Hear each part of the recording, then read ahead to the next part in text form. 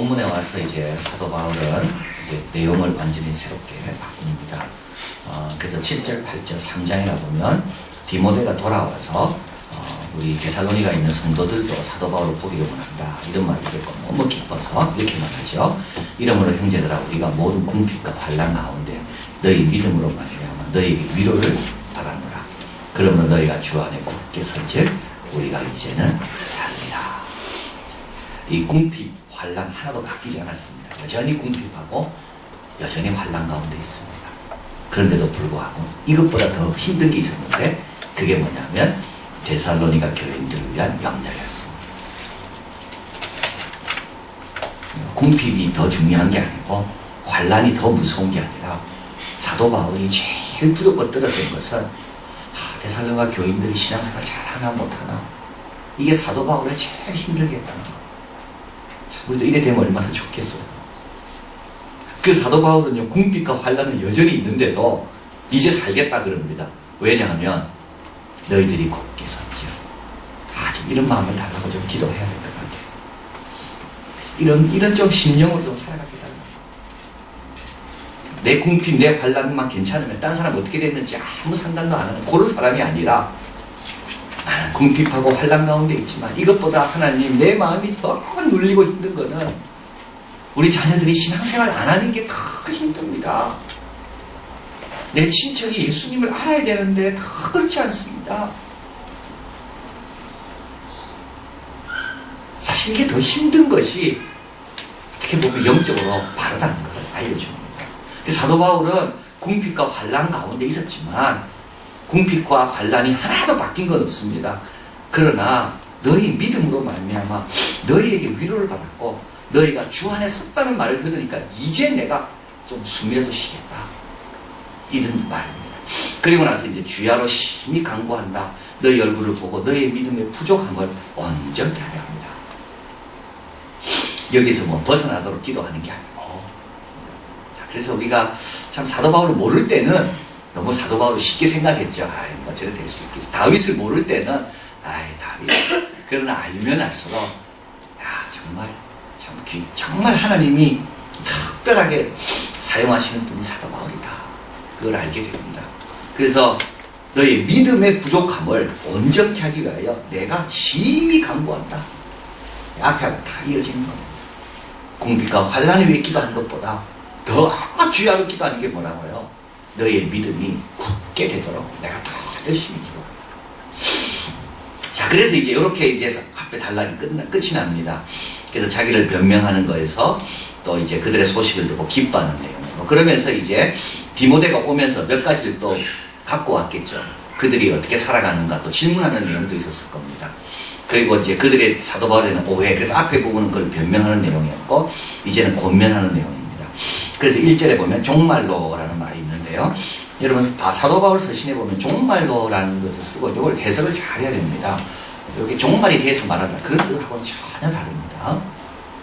그래서 이제는 요거는 자 제가 이렇게 설교할 때 이렇게 하잖아요. 첫째 이겁니다. 둘째 이겁니다. 그리고 마지막으로 이겁니다. 이렇게 할 때 이거 마지막입니다. 이거 마지막 때입니다. 이런 뜻하고 전혀 상관없습니다.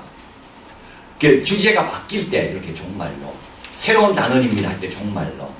그래서 빌립보서에 보면 3장 1절에 종말로 너희 나의 형제들아 주 안에서 기뻐하라 했거든요. 그리고 4장 8절에 보면 또 종말로 또 쓰고 있습니다.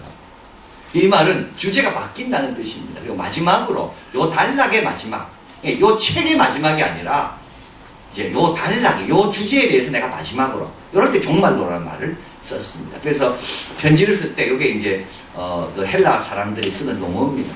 그래서 간단하게 이 말을 간단하게 한 줄이다 이런 뜻이 아니고요. 이제 내가 마무리를 한다 이런 뜻입니다.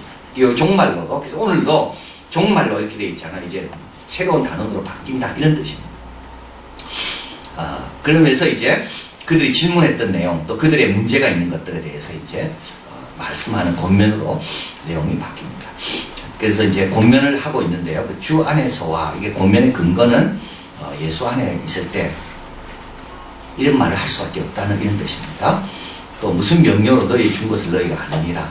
그래서 이거는 하나님께 받아서 준 것을 이야기하는 그 권위가 권면의 근거가 바로 본인에게 있지 않다는 걸 이야기하는 거죠.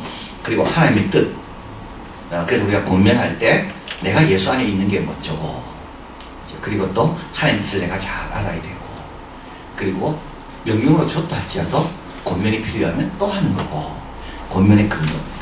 권면의 목적은 뭡니까? 1절에 너희가 마땅히 어떻게 하나님께 기쁘시게 할 것을, 하나님의 기쁘시게 하는 삶을 살기 위해 하는 거고, 또 우리의 부르심에 합당하게 살도록 권면하는 거고, 그리고 주신 축복을 빼앗기지 않도록 하기 위해서 권면하는 거다. 그죠? 권면의 목적은 3가지입니다. 하나님의 기쁨이 되라, 또 부르심에 합당하게 살아라, 그리고 하나님께서 너에게 많은 걸 주셨는데 그거 뺏길 수 있다. 그래서 어떻게 해요? 잘 지켜라. 이런 목적을 갖고 이제 권면하는 겁니다. 그래서 권면의 내용이 이제 몇 가지가 나오는데 오늘 2가지만 살펴보면, 먼저 4절, 6절입니다. 같이 읽어봅니다. 각각 거룩함과 존귀함으로 자기 안에 취할 줄을 알고 하나님을 모르는 이방인과 같이 세속을 쫓지 말고 일의 분수를 넘어서 형제를 해하지 말라. 이는 우리가 너희에게 미리 말하고 증거한 것 같이 이 모든 일에 주께서 신원하여 주심이니라. 자, 이거는요 굉장히 중요한 내용입니다. 왜 중요하냐면 그 당시에는 노예 제도가 있었잖아요. 그렇기 때문에 노예는 종이었기 때문에 아무 여성이나 노예면 건드릴 수 있었습니다. 그게 아무 문제가 안 됩니다. 그리고 종교적 풍속도 마찬가지입니다. 어느 종교도 성적인 거룩함에 대해서 가르친 종교는 하나도 없습니다. 오히려 그걸 조장하는 종교들은 많았죠. 그리고 사회 문화도 굉장히 음란했습니다. 뭐 동성연애는 말할 것도 없고요. 굉장히 사회가 더러웠습니다.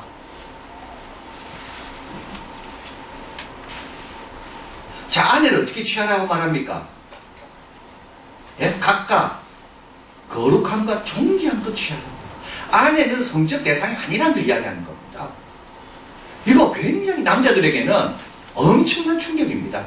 아내를 어떻게 해요? 거룩하게 보고 존귀하게 보라. 야고보서도 베드로가 얘기하잖아요. 생명의 유업을 함께 받은 자. 이 당시에는요, 여성은 다 세속거리로 본 겁니다. 그러니까 자기 아내부터 그렇게 보라는 거예요. 자기 배우자부터 존귀하고 거룩하게 보라는 거예요. 아마 이거 듣고 남자들이 다 놀랐을 거예요. 그리고 자기 아내를 바라보는 관점이 바뀌었을 거예요. 존귀하고 거룩하게. 하나님을 모르는 이방인들은 다 어땠다고요? 세격을 줬습니다. 여성을 다 그렇게 바라보는 거예요. 그렇게 하지 말라는 겁니다. 분수를 넘지 말라는 말은 뭡니까? 네가 아무리 힘이 있어도 선을 넘지 말라는 말이에요. 아무리 돈이 있다고 첩을 들이지 말라, 이런 말이에요. 힘이 있는 사람이 분수를 넘거든요, 항상. 돈도 많고 권력도 많고. 그래서 어떻게 됩니까? 다윗처럼 밧세바의 아내를 자기가 취하고 그게 형제를 해하는 겁니다. 힘이 있다고 분수를 넘지 마라. 왜냐하면 자, 힘이 없습니다. 그 형제는, 또는 그 집안, 또는 그 여성은 힘이 없, 노예입니다. 그래서 분수를 넘어서 노예 여성이 당했습니다. 이걸 누가 갚을까요? 하나님이 갚으신다. 하나님이 신문한다. 네가 힘이 있다고 마음대로 네가 산다? 너 조심해라. 하나님이 그에 대해서 반드시 보응한다. 그러니까 여기에 하나님이 보응한다는 말은 이건 이방인 세계로 말하는 겁니다. 교회 와서는 잘합니다. 밖에 가 엉망으로 삽니다. 하나님이 다 갚는다는 말입니다.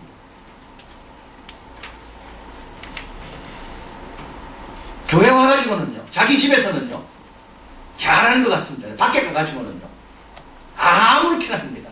이거 어떻게 한다고요? 하나님이 다 신원한다. 완전히 생각을 바꾸는 거죠. 아내에 대한 생각도 바꾸고, 힘에 대한 것도 바꾸고, 이방인과의 관계에 있어서 내가 어떻게 해야 되는가 다 바꾸는 겁니다. 그래서 기독교가 들어오면서부터 세상은요 안정적으로 돼가기 시작합니다.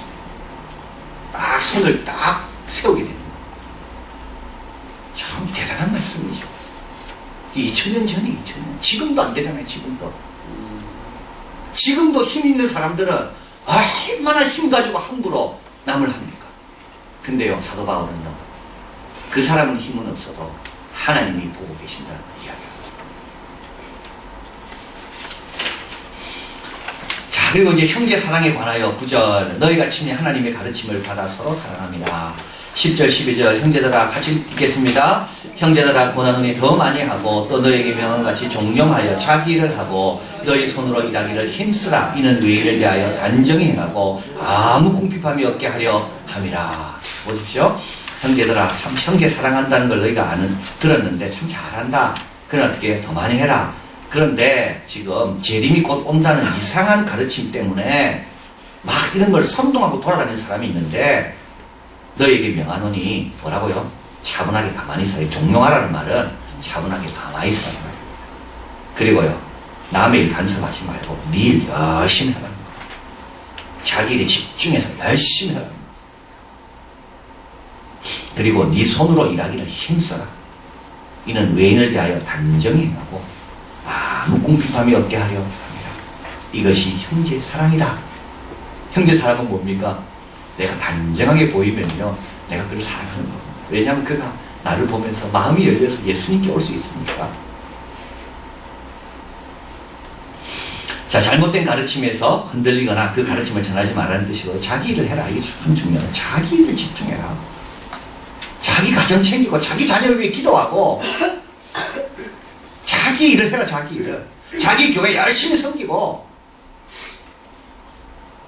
남의 일에 간섭하지 말고 손으로 일하기 힘써라.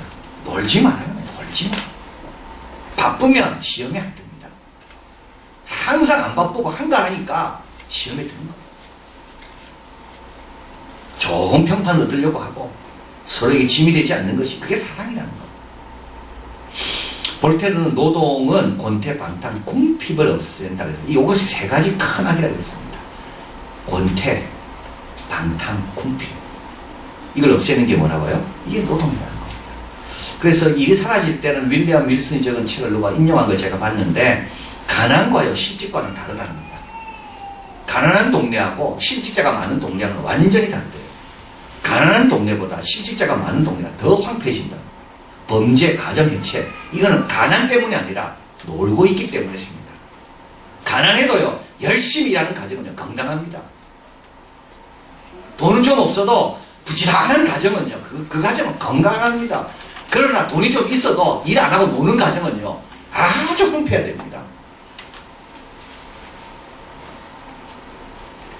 그래서 네 손으로 일하기를 힘쓰고 자기 일을 하고 그리고 이방인들이 볼 때 야, 참 부지런하다. 참 열심히 산다. 이거 얼마나 칭찬입니까? 저 가정을 보니까 참 열심히네.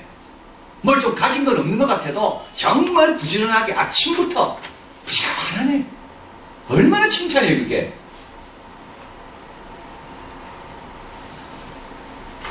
그리고 우리 하나님께서 안 돕겠습니까? 그런 가정을? 그런 가정은요 궁핍함이 없게 됩니다. 처음은 시작은 없는 것 같아도 그렇게 성실하게 부지런하게 사는 사람은요 궁핍함이 없습니다. 이게 형제 사랑이라는 겁니다. 자, 교훈 및 정리를 해보면 우리 하나님의 우리에게 주시는 모든 기독교인의 삶을 명령으로 주셨습니다. 왜냐하면 세 가지 때문에 우리는 양이기 때문에 잘 모릅니다. 우리 보고 판단하라면 우리 실수하기 쉽거든요. 죄의 본성은 또 가지고 있고 또 마귀의 유혹이 우리에게는 있습니다. 그래서 우리는 어떻게 살아야 될 것까를 내가 선택하는 겁니다.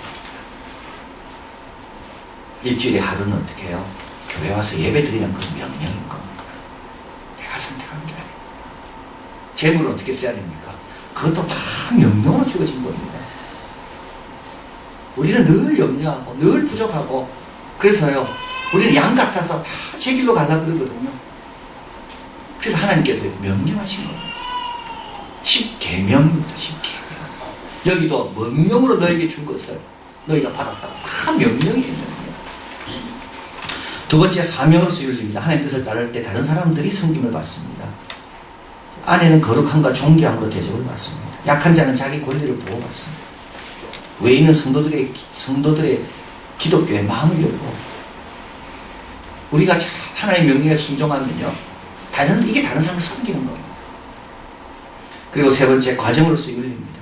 잘하고 있다 할지라도 계속 힘써야 됩니다. 명령을 받았다고 해도 계속 고난과 요구를 받아야 됩니다. 더 많이 힘써야 되겠죠. 더 많이 하고. 그리고 네 번째는 심판의 일입니다. 하나님의 명령과 가르침만 주시지 않습니다. 이 모든 일에 주께서 신원하여 주십니다. 주님께서 명령하신 분이기 때문에 자 행하나 안 행하는가 주님께서 다 심판하십니다. 심판이 다 있습니다. 성령을 주신 하나님을 저버립니다. 그릇이 깨끗할 때는 우리가 그것을 소유하지만 그릇이 더러울 때는 죄가 그것을 소유합니다. 그래서 그릇은 우리가 바라는 일을 하지 않고 죄가 바라는 일을 합니다. 내가 깨끗하면요 내가 바라는 일을 할 겁니다. 그러나 내가요 내 맘대로 삽니까? 그럼 누가 바라는 일을 하게 될까요? 죄가 바라는 일을 한다는 겁니다. 자, 마지막으로 우리는 사랑의 일입니다. 같이 한번 읽겠습니다. 너희가 나를 사랑하면 나의 계명을 지키리라. 하나님을 사랑하는 것은 이것이니 우리가 그의 계명을 지키는 것이라. 그의 계명들은 무거운 것이 아니로다. 참 하나님 사랑하면 뭐가 무겁겠어요. 그래서 결국은 이건 세상 사랑이냐 자기 사랑이냐 하나님 사랑이냐 바로 사랑의 문제인 겁니다. 하나님 사랑하면 무슨 짐이 무겁겠습니까? 이건 다 사랑과 관련된 거예요, 사실. 그래서 우리 아버지가 마음이 아프고 슬프신 이유는 야, 나를 저렇게도 사랑하지 않나? 계명을 안 지키는 거는 야, 나를 저렇게도 귀하게 여기지 않나? 바로 그 문제인 거거든요. 그래서 여러분 아예 마음을 작전을 딱 먹으면 돼요. 하나님 나는 재미 같은 거 나 주는 게 맡깁니다. 나는 좀 취미 있는 거 다 주는 게 맡겨요. 그런 거 다 주는 게 한번 맡겨보세요. 그리고 나는 하나님이 하라는 것부터 먼저 하겠습니다. 요렇게 한번 딱 살아보면 하나님께서 주시는 풍성함이 그게 정말 돼요. 영혼이 잘 돼야 범사에 잘 되고 강한 환난과 궁핍이 있어도 사도 바울은 전혀 그것이 자기를 괴롭히지 않는 이유는 항상 먼저 뭘 생각합니까? 하나님의 뜻을 항상 먼저 생각합니까? 얻으려 하면 사실 잃어버립니다. 우리 예수님 말씀한 대로입니다. 잃어버렸는데 주님께서 다시 찾게 해주시면 더 귀하게. 그래서 우리도 하나님 주님의 계명 주의 말씀 듣고 봉사하고 뭐 많이 있죠. 하나님 이 짐이 무거운 게 아니라 내가 사랑 때문에 힘들어. 주님 많이 사랑하게 해주시고 그래서 주의 짐은 무거운 것이 아닐 수도. 근데 어떻게 되나요?